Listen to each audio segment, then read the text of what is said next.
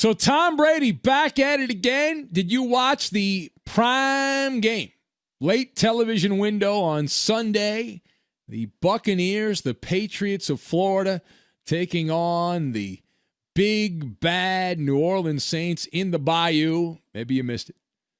There were less than 4,000 fans. That Superdome's a massive stadium. They only allowed 3,700 or so fans into that stadium because of the COVID. The Buccaneers, opportunistic, taking advantage of a medley of mistakes, and they go marching in to the NFC title game, a 30-20 win as the Buccaneers advanced past the Saints into the NFC championship game. Turns out the third time is the charm.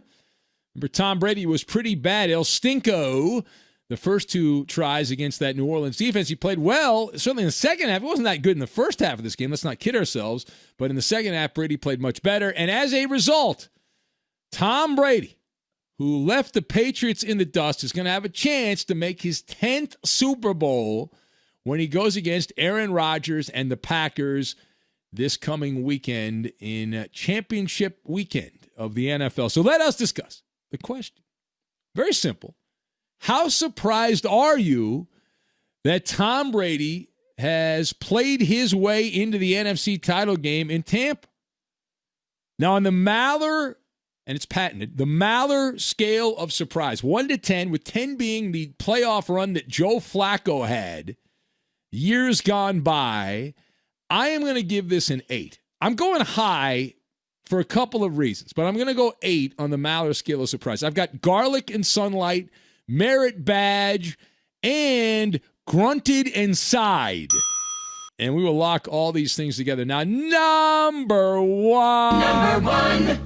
See, Tom Brady is not supposed to be in this situation. I know it sounds crazy to say that. He's a 43-year-old quarterback. We analyzed the Buccaneers prior to the season. We were thinking, age 43, Tom Brady hadn't played all that well the last couple of years with the Patriots, was a middling quarterback.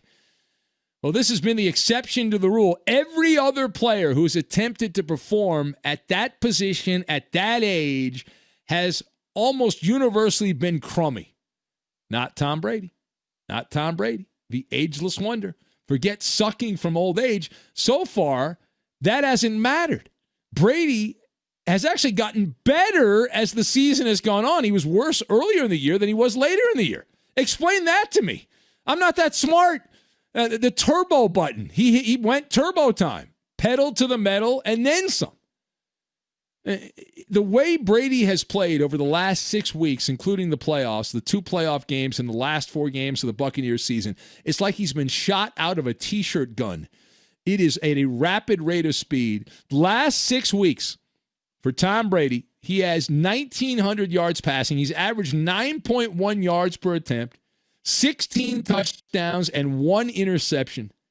That is as good as any stretch of games Tom Brady has ever had in his heyday with the Patriots when everything was going right. His passer rating over the last 6 games, 117.1. So my advice to the Green Bay Packers, very simple. The way Tom Brady is performing, he didn't play that well in the first half. I will, as I said, admit that. But the second half, he played much better. So my advice to the Green Bay Packers here, get some garlic and sunlight. Because the way Brady's performing at his age, we are talking about Count Dracula, right? He has apparently absurdly sharp claws in big moments here. And we knew he had that with the Patriots, but you figured at some point that's going to go away. And I know he's got that wacky trainer who's on the edge of quackery. He's got that going on. For all we know, Tom Brady casts no shadows.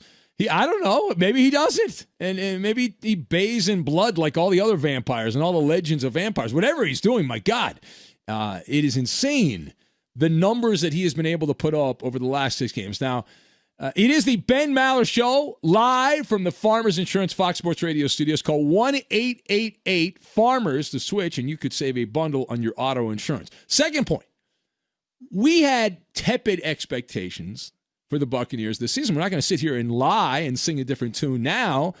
I anticipated that Tampa would be somewhere in that 8-8, 9-7, 10-6. If everything went right, they'd go 10-6. somewhere in that area. I was feeling pretty good about myself when the Buccaneers had lost 3 of 4 games. Remember, they lost to the Chiefs and the Rams. Rams first, then the Chiefs back-to-back. But they lost 3 out of 4 Tampa.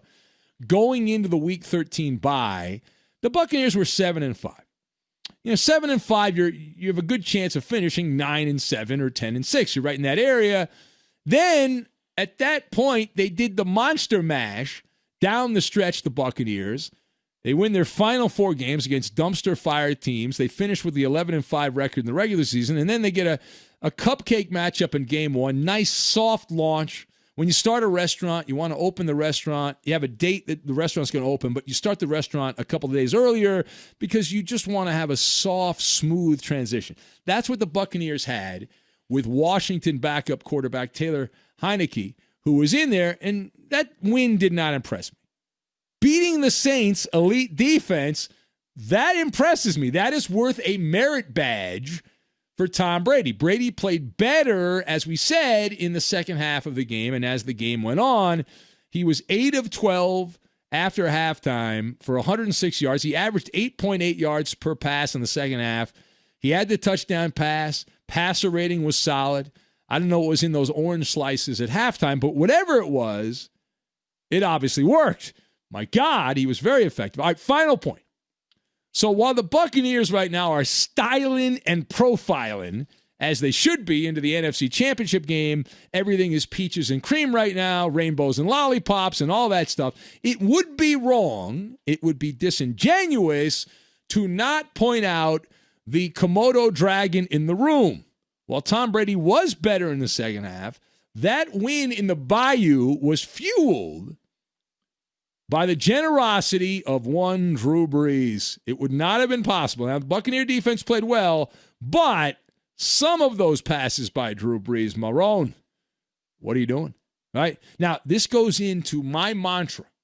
I've said this for many years here.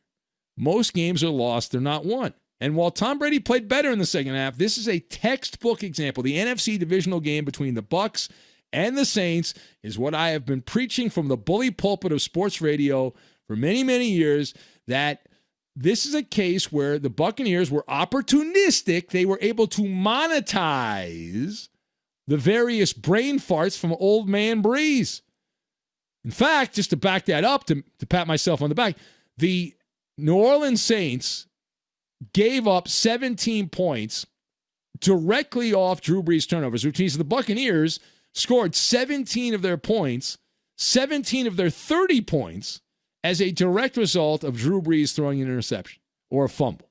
The final Brees interception did not result in a touchdown for the New Orleans Saints opponents here, the Buccaneers. It just cemented the win for the Tampa Bay football team because that allowed them to then run out the clock somewhere. We're not sure where, but somewhere in Massachusetts, Bill Belichick was heard grunting and sighing. He grunted and sighed. Bah humbug, as Tom Brady has bragging rights. Now, it's not complete bragging rights because the Buccaneers still have to get to the Super Bowl, but the Buccaneers don't have to win the Super Bowl.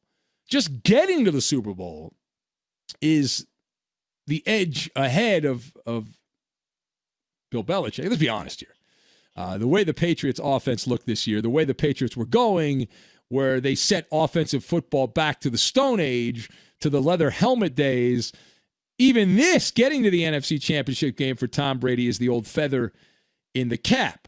So far, we'll see if this continues. We'll find out. We'll watch. We'll observe. But so far, Tom Brady has been equal to the task. It seemed impossible considering the amount of quarterbacks that have tried to play and have not been able to play at that age. And I remember when Brady was with the Patriots, he used to have the morning radio call-ins every Monday, and he would often say he wanted to play until he was 45 or 50. And at least through 43, he's good to go for 44. He'll be back next year. But will he be able to rise to the challenge in Green Bay?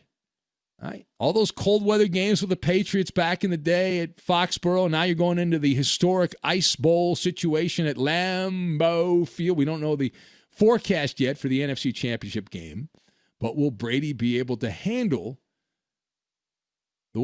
That's one thing I'm pretty sure Brady, he might suck in the game against the Packers, but it's not going to be because it's cold. It's nippy outside. That's not going to be why he doesn't play well